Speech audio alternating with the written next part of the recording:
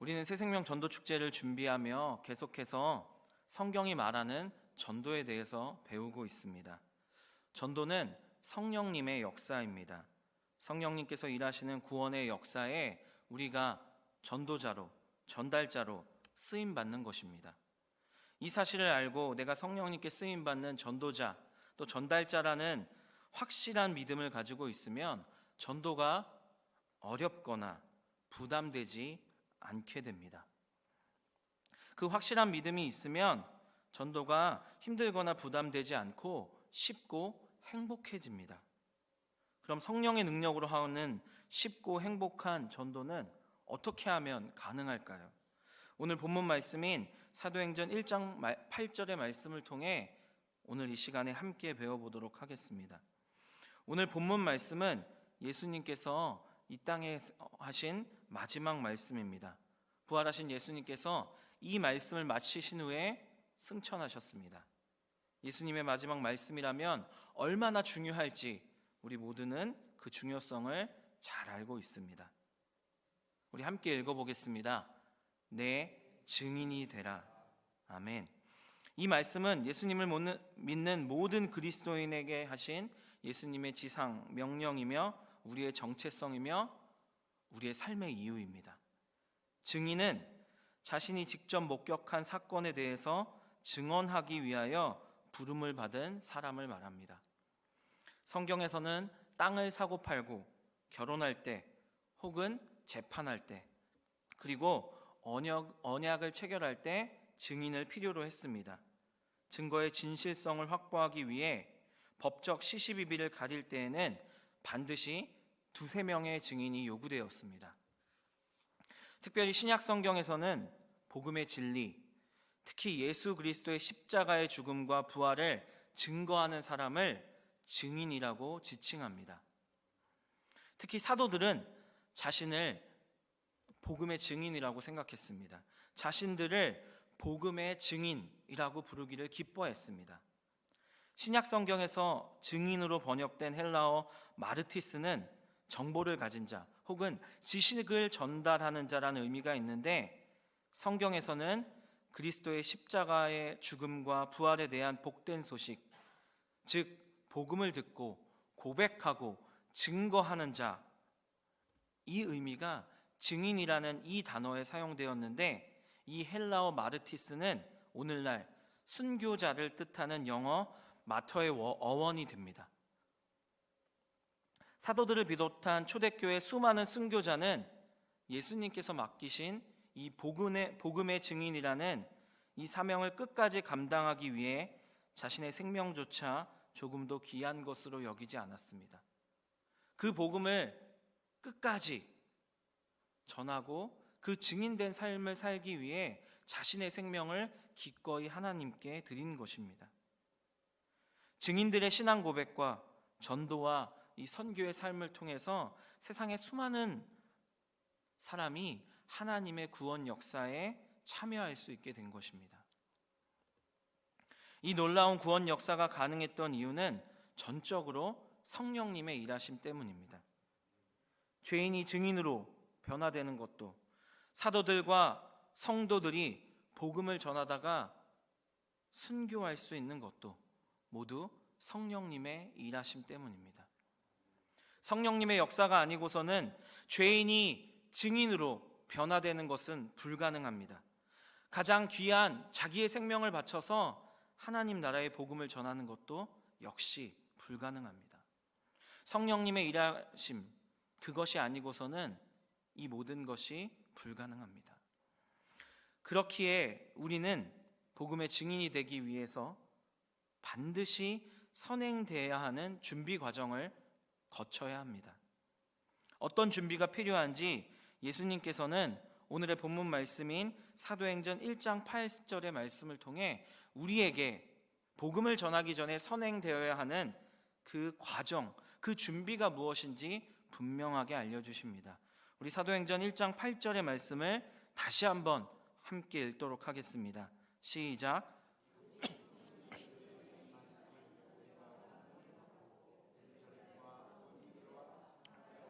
땅 끝까지 이르러 내 증인이 되리라 하시니라. 아멘. 이 복음의 증인이 되어 전도의 사명을 감당하기 위해 우리에게 필요한 사전 작업, 1장 8절의 말씀을 통해 무엇인지 발견하셨나요? 바로 성령님의 임재, 그리고 성령님의 권능, 이것입니다. 성령님의 임재 가운데 성령님의 권능을 받는 것, 이게 복음의 증인이 되어 전도자로 살아가는 그 삶을 살기 위한 준비 과정, 우선되어야 하는 가장 중요한 일입니다. 이것이 복음의 증인이 되기 위해 우리에게 필요한 사전 준비입니다. 먼저 이 사전 준비 첫 번째, 성령님의 임재에 대해서 함께 살펴보도록 하겠습니다. 존재가 행위보다 앞선다라는 말을 들어보셨나요? 존재가 행위보다 앞선다. 종교개혁자 마르틴 루터는 자신의 저서인 그리스도인의 자유에서 이렇게 말합니다. 선행이 선한 사람을 만드는 것이 아니고 도리어 선한 사람이 선을 행한다. 악행이 악한 사람을 만드는 것이 아니고 악한 사람이 악을 행한다. 선한 행위 이전에 선한 존재가 있고 선한 행위는 필연적으로 선한 인격에 따라오는 것이다. 이렇게 말했습니다. 예수님께서 마태복음 7장 18절에서 좋은 나무가 나쁜 열매를 맺을 수 없고 못된 나무가 아름다운 열매를 맺을 수 없다라고 하신 말씀과 같은 의미인 것입니다. 이 말씀을 사도행전 1장 8절에 대입하면 복음의 증인이 된다는 것은 먼저 존재의 변화가 선행되는 것을 의미합니다. 존재가 먼저 변화돼야 복음의 증인이 될 수 있다는 것입니다. 자기 자신을 사랑하고 자랑하고 자기의 일을 전하려 했던 인간이 성령님의 임재 가운데 살아가면 완전히 다른 존재로 변화됩니다. 성령님의 임재 가운데 살아가면 예수님을 사랑하고 자랑하고 예수 그리스도의 복음을 전하는 그리스도인, 예수님이 전한 복음의 증인으로 완전히 변화될 수 있습니다. 즉 성령님의 임재를 경험한 그리스도인이 아니면 그 누구도 복음의 증인이 될 수 없다라는 것입니다. 전도라는 행위가 먼저가 아니라 성령님의 임재 가운데 살아감으로 복음의 증인으로 우리의 존재가 변화되는 것이 먼저라는 것입니다. 아무나 복음의 증인이 될 수 없습니다. 아무나 전도자가 될 수 없습니다. 아무나 복음을 전달하는 전달자가 될 수 없다라는 것입니다. 우리의 존재가 성령님의 임재 가운데 복음의 증인으로 완전히 변화될 때 성령님의 능력을 힘입어 전도자가 될 수 있는 것입니다. 전도라는 행위를 할 수 있게 되는 것, 그것은 우리가 복음의 증인으로 완전히 변화될 때 가능한 것입니다. 이처럼 전도는 내 의지로 할 수 없습니다. 내가 하고 싶다고 해서 전도를 할 수 있는 게 아닙니다. 성령님께서 우리에게 임재하셔서 우리가 복음의 증인, 전도자로 완전히 변화될 때 우리가 복음을 전할 수 있는 것입니다. 그렇다면 우리를 복음의 증인으로 변화시키는 이 성령님의 임재란 무엇일까요?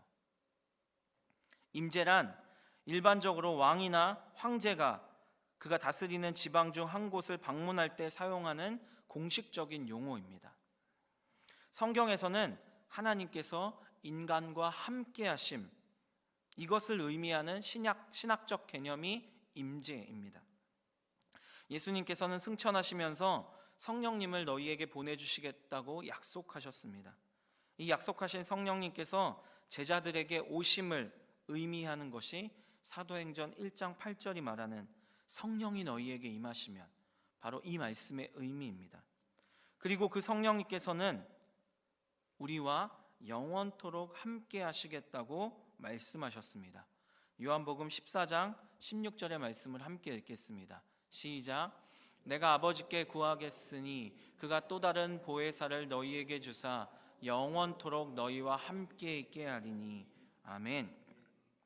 성령님께서는 예수님을 구주로 고백하는, 예수님을 믿는 성도된 우리에게 오셔서 우리와 영원히 함께 하십니다. 그런데 우리는 이 사실을 잊어버리고 살아갑니다. 그래서 우리 안에 계신 성령님께서 자신을 특별하고 명확하게 드러내실 때가 있습니다. 이것이 오늘날 성령님의 임재라고 생각하시면 됩니다.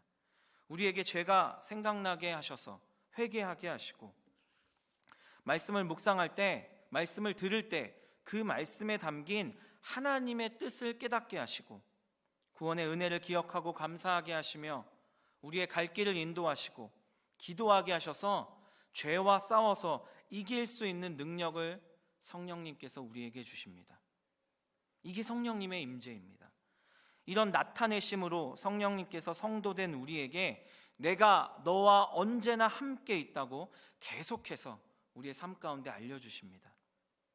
사도행전 1장 8절이 말하는 성령님의 임재가 그 당시 예수님께서 약속하신 보혜사 성령님의 오심, 즉 사도행전 2장의 사건을 말한다면, 오늘날 성령님의 임재는 예수님을 믿는 성도된 우리 안에 거하시는 성령님을 우리가 기억하고 그분과 날마다 교제하며 그분과 동행하며 그분과 함께 살아가는 것을 의미합니다.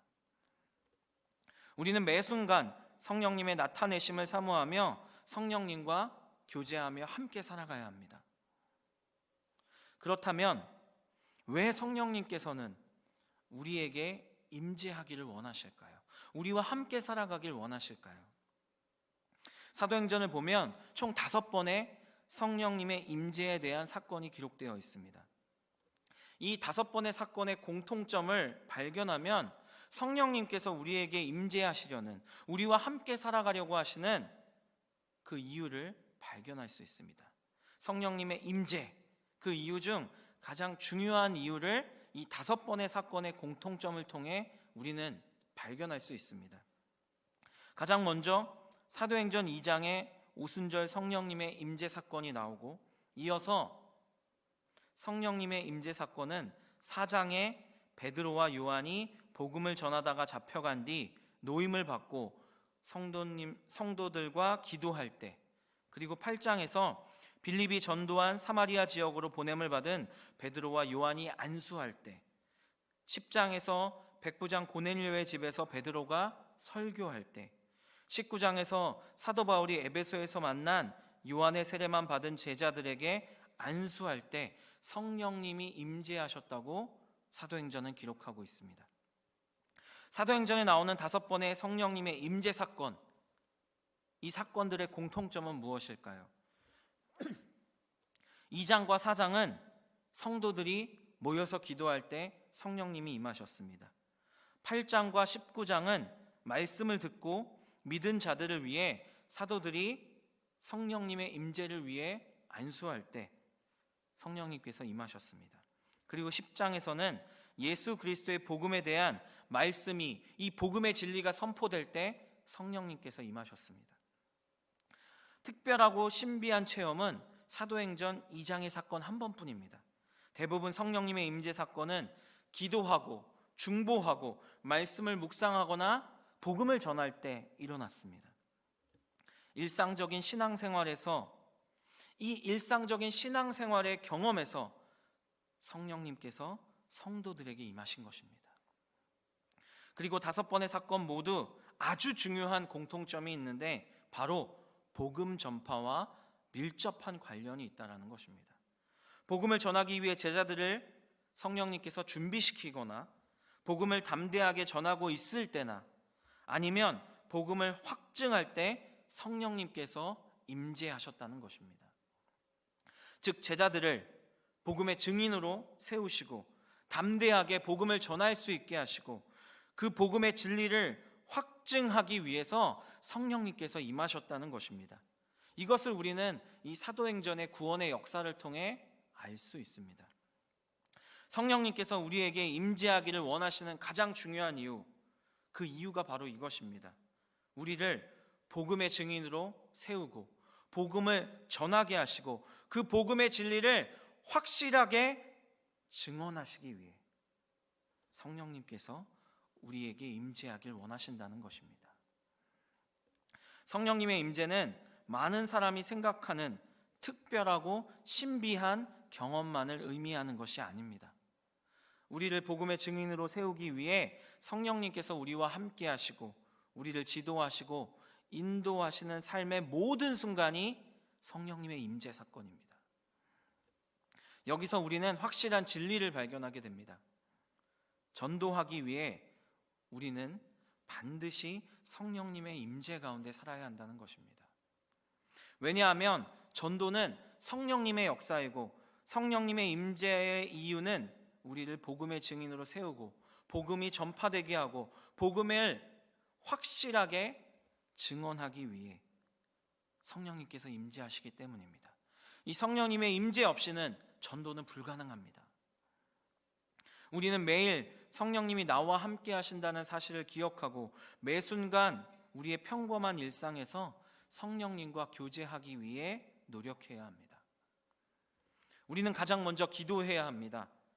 기도는 하나님의 능력을 우리에게 이끌어오는 통로인 동시에 성령님과 동행하는, 성령님과 교제하는, 이 성령님의 임재를 강화하는 아주 중요한 수단이 됩니다. 쉬지 말고 기도하시기 바랍니다. 먼저 홀로 있을 때 기도하셔야 됩니다. 매일 정한 시간에 기도하는 것 아주 중요합니다. 그뿐 아니라 길을 가든 일을 하든 차 안에 있든 무엇을 하든 솔직하고 친근하게 성령님께 말하고 성령님의 음성을 듣기 위해 노력하셔야 됩니다. 먹든지 마시든지 무엇을 하든지 성령님께서 나와 함께 하심을 기억하고 성령님과 끊임없이 대화하셔야 됩니다. 또 공동체가 모여서 합심하여 기도함으로 성령님의 임재를 구하셔야 합니다. 새벽 기도회, 어머니 기도회, 수요 기도회 등 교회가 함께 모여서 기도하는 시간에 합심하여 우리 교회가 복음의 증인으로 쓰임받게 해달라고 성령님의 도우심을 구하며 간절히 기도해야 합니다. 두 번째로 우리는 하나님의 말씀을 매일 읽고 묵상하고 듣고 암송하고 공부해야 합니다. 하나님의 말씀을 가까이 할 때 성령님께서 함께 하시고 역사하십니다. 성령님의 임재는 항상 하나님의 말씀과 함께 옵니다.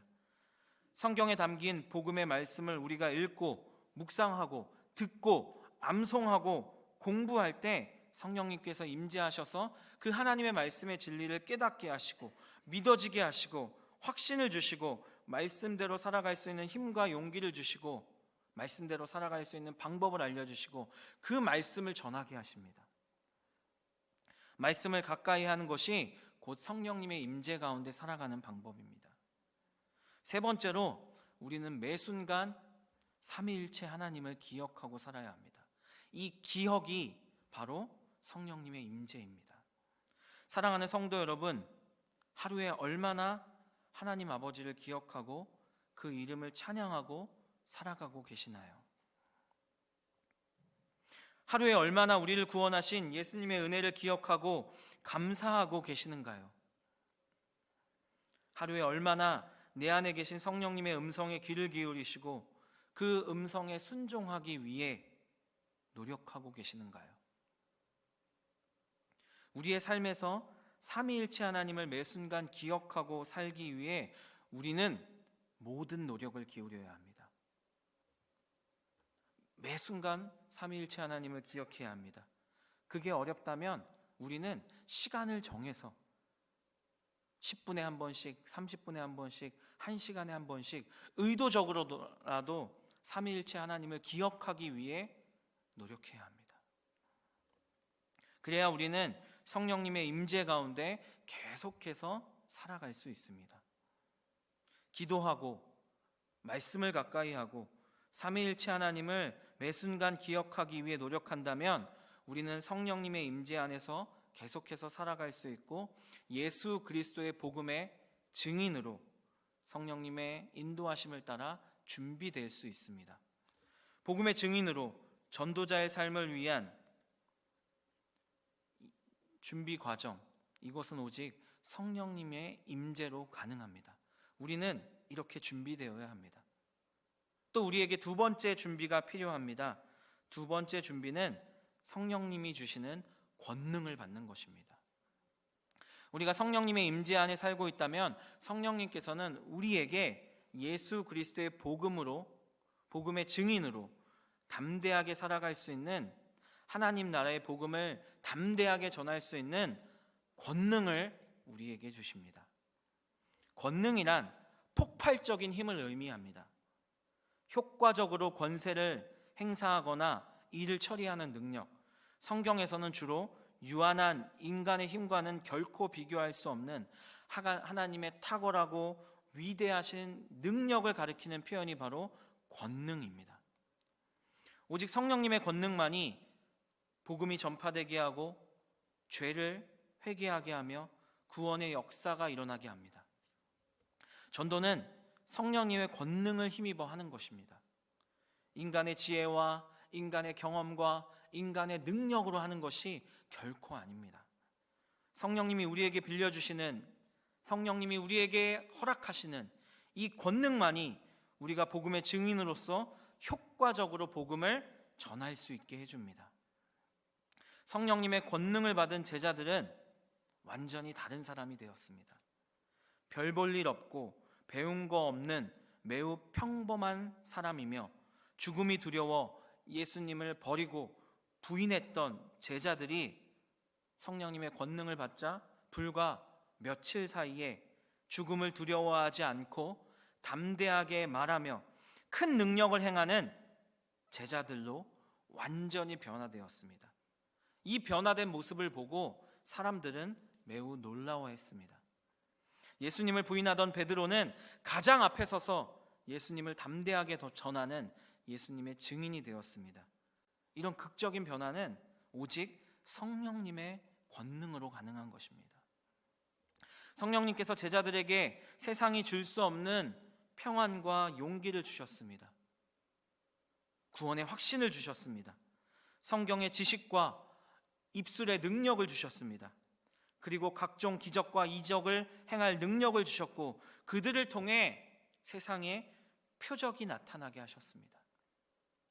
이것이 성령님이 제자들에게 주신 권능입니다. 그들이 두려워하는 자와 부인하는 자에서 복음의 증인으로 살아갈 수 있도록 성령님께서 권능을 주신 것입니다. 이렇게 성령님께서 제자들에게 권능을 주셨습니다. 그 권능을 받은 제자들은 예수 그리스도의 복음을 전하고 그들에게 하나님 나라의 비밀, 그 비밀을 많은 사람들에게 가르쳤습니다.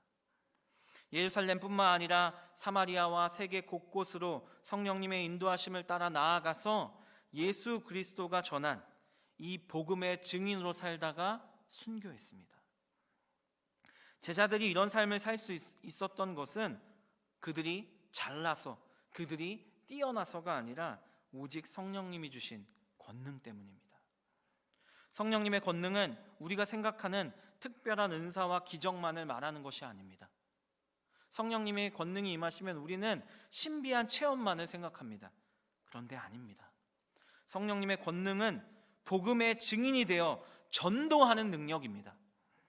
우리를 예수님의 말씀에 순종하도록 하고 담대하게 복음을 전할 수 있게 하며 전도의 열매가 거둬지게 하는 능력, 이것이 성령님의 권능의 능력입니다. 우리를 예수 그리스도의 복음의 증인으로 세우는 능력, 그것이 바로 성령님의 권능입니다. 은사와 기적은 복음을 효과적으로 전파하기 위한 성령님이 주시는 권능 중 하나에 불과합니다. 성령님께서 우리와 함께 하시고 우리에게 권능을 주시는 이유는 오직 우리를 복음의 증인으로 세워서 하나님 나라의 이 구원 역사를 이루기 위함임을 우리는 반드시 기억해야 합니다. 지금까지 성령님의 임재와 권능에 대해서 함께 살펴보았습니다. 전도와 선교는 성령님께서 복음의 증인들을 통해 이루어 가시는 구원의 역사입니다. 성령님은 복음을 전하는 사역을 주도하시며 전략을 세우시며 동역자가 되십니다. 성령님은 복음을 전하는 사역을 주도하시며 전략을 세우시며 동역자가 되십니다. 성령님은 복음 전파의 알파와 오메가이시며 모든 것이 되십니다. 성령님의 임재와 권능이 없었다면 우리에게까지 복음이 전파되는 이 구원의 역사는 불가능했습니다. 우리는 기억해야 합니다. 우리가 전도하기 위해서는 먼저 성령님의 임재와 권능으로 준비되어야 합니다. 저는 성령님의 임재 가운데 살아가며 성령님의 권능을 받는 것을 합쳐서 한마디로 이렇게 표현하고 싶습니다. 성령 충만한 삶. 성령 충만한 삶. 우리가 복음의 증인이 되어 담대하게 복음을 전하기 원한다면 먼저 우리는 성령 충만한 삶을 살아야 합니다. 성도된 우리가 성령 충만하지 않으면 결코 복음의 증인이 될 수 없습니다. 성령 충만은 문자 그대로 성령님으로 가득 채워진다는 뜻입니다.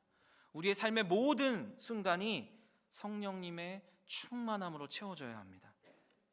성령님께서 내 삶에 임재하셔서 우리를 온전히 주관하시고 다스리셔야 합니다. 성령 충만은 우리의 삶의 모든 영역에서 온전히 성령님의 다스림과 인도하심을 지속적으로 받는 상태를 의미합니다. 성령님은 삶의 모든 영역에서 우리에게 예수 그리스도와 예수님께서 하신 구원의 사역을 증언하여 확실하게 믿을 수 있도록 도와주십니다. 요한복음 15장 26절은 이렇게 말합니다. 내가 아버지께로부터 너희에게 보낼 보혜사 곧 아버지께로부터 나오시는 진리의 성령이 오실 때에 그가 나를 증언하실 것이요. 그가 나를 증언하실 것이요. 성령님께서는 예수 그리스도 그리고 예수 그리스도의 복음을 우리에게 증언하시고 확실하게 믿을 수 있도록 도와주십니다. 성령 충만할 때 우리는 이 확실한 믿음을 가질 수 있고, 성령 충만할 때 우리는 성령님의 도우심을 힘입어 예수 그리스도의 복음에 대한 확실한 믿음을 가지고 착한 행실을 할 수 있고 제자들처럼 복음의 증인으로 변화될 수 있습니다. 그렇게 변화되어 부끄러워하지 않고 두려워하지 않고 담대하고 행복하게 복음의 증인이 되어 하나님 나라의 복음을 세상 많은 사람에게 전할 수 있습니다. 꼭 기억하십시오. 복음의 증인이 되기 위해서는 먼저 성령 충만한 삶을 사모하고 살아가기 위해 노력해야 합니다. 성령 충만한 삶, 이것을 사모하고 성령 충만한 삶을 살기 위해 우리는 몸부림쳐야 합니다. 성령 충만한 삶으로 전도합시다. 성령 충만한 삶을 살아가는 우리 대치동 교회를 통해 성령님의 구원의 역사가 계속되도록 성령 충만한 삶을 매일마다 살기 위해 정말 노력하는 우리 모두가 되길 간절히 소망합니다.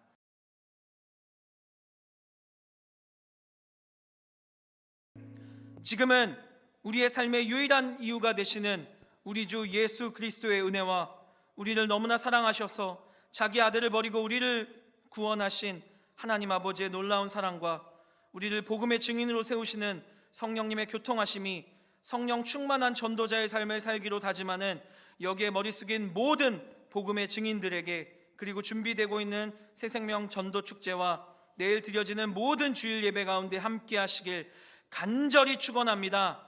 아멘.